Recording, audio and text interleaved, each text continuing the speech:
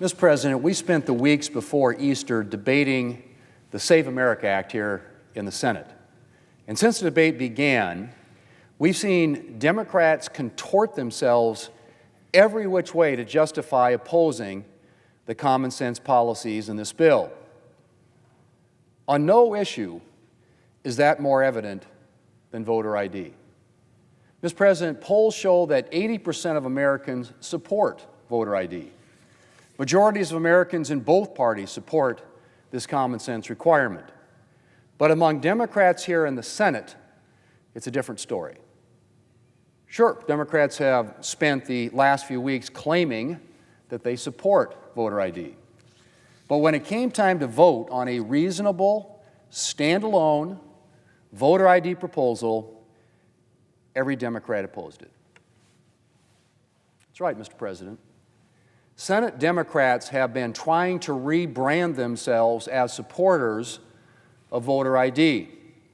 But when Republicans offered a straightforward voter ID proposal, every single Democrat in the Senate voted against it.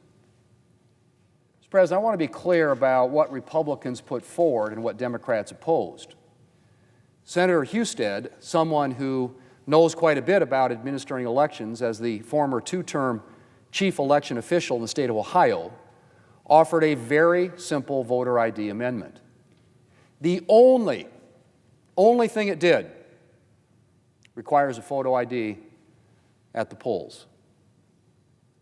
A driver's license, tribal ID, military ID, veteran ID, passport, the types of IDs that are sitting in wallets right now and that the American people use on a regular basis. That's it. Supporting this amendment would not have obliged Democrats to support the underlying Save America Act.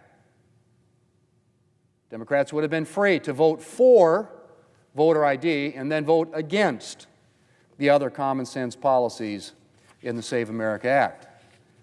But Democrats couldn't bring themselves to vote even for standalone voter ID legislation. And it turns out that when Democrats say they support voter ID, they don't mean actual IDs. Mr. President, when Republicans and Americans, I would argue, talk about ID, we all mean the same thing. Something with a picture,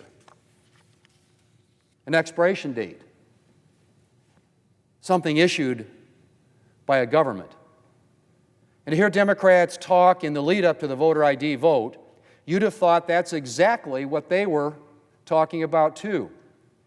The senior senator from New Jersey went on CNN and said, and I quote, "We all want people who go to vote to show a valid ID," end quote.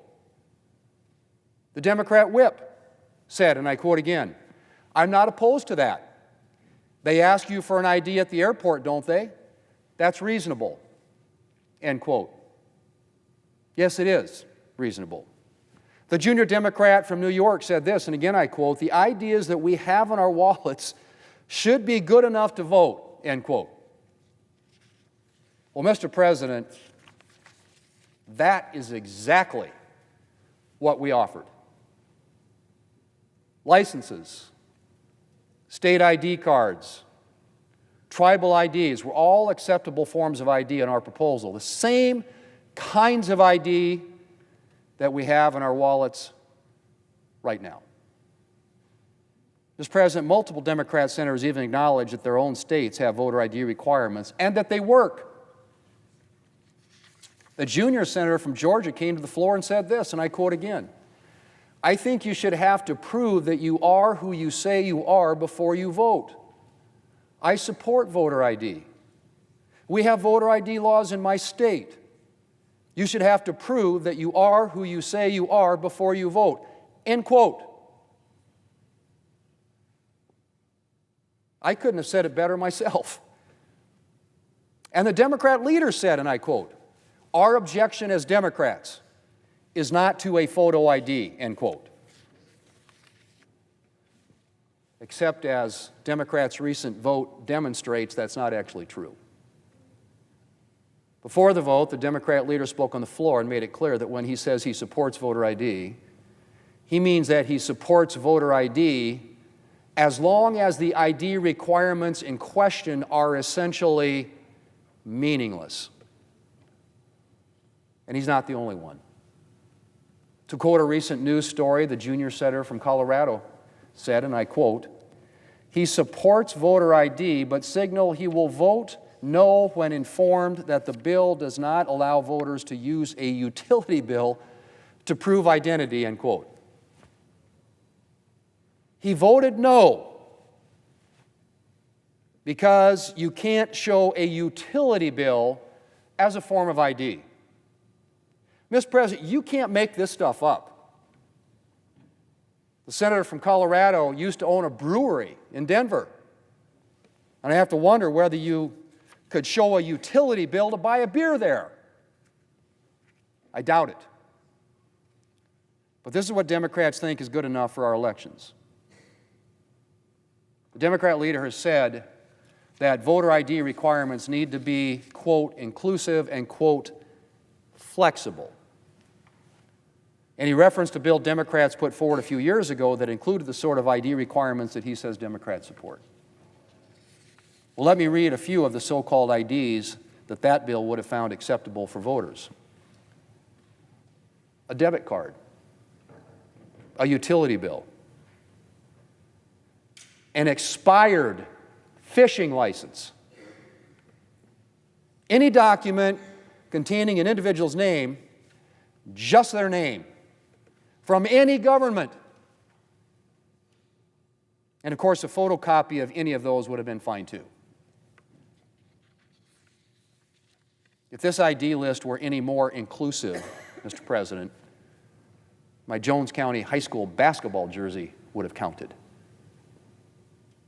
Mr. President, in any other circumstance, requiring an ID means requiring an actual ID. You can't board a plane by showing a photocopy of your debit card. You can't do an early pickup at your daughter's school by showing a copy of your electric bill. Mr. President, Republicans believe that we should apply the same standard to voting. The American people are presenting their photo IDs on a regular basis and having a pretty easy go of it. We don't think it's too much to ask for the same when they go to vote. Mr. President, ask anyone on the street for their ID. Chances are they're going to pull out their driver's license, not their water bill. The American people know what an ID is. I guess we're still waiting for Democrats here in the Senate to figure it out.